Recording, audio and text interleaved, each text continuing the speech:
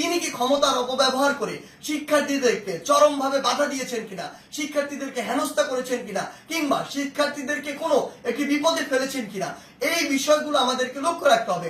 Evening যদি তিনি এই কাজগুলো করেও থাকেন, তারপরও তার বিরুদ্ধে এরকম একটি প্রক্রিয়া পদত্যাগ করানোর জন্য যে বাধ্য করা, এটি আমি করতে পারি কিনা, এই অথরিটি আমার আছে কিনা। আমরা আমাদের জায়গা থেকে মনে করি এটি একটি নিয়মতান্ত্রিক আইনসঙ্গত প্রক্রিয়ার দিকে যাওয়া উচিত এবং এটি তদন্ত সাপেক্ষ হওয়া উচিত। আমরা যদি পিছনের কিছু ঘটনা আসলে লক্ষ্য করি, তাহলে কি বিষয়গুলো দেখব?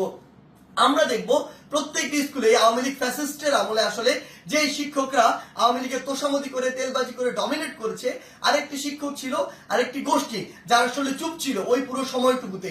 এমনটি ভাবার কোনো কারণ নেই যে তারা নিউট্রাল ছিল, তারা তাদের জায়গা থেকে হয়তো এমন আরেকটি দলের ছিল যে দলটি তখন ক্ষমতায় ছিল না। এখন বর্তমান সময় এসে ওই শিক্ষকদের উদ্দেশ্য হচ্ছে উপরের জায়গাগুলোতে প্রিন্সিপাল হোক কিংবা হচ্ছে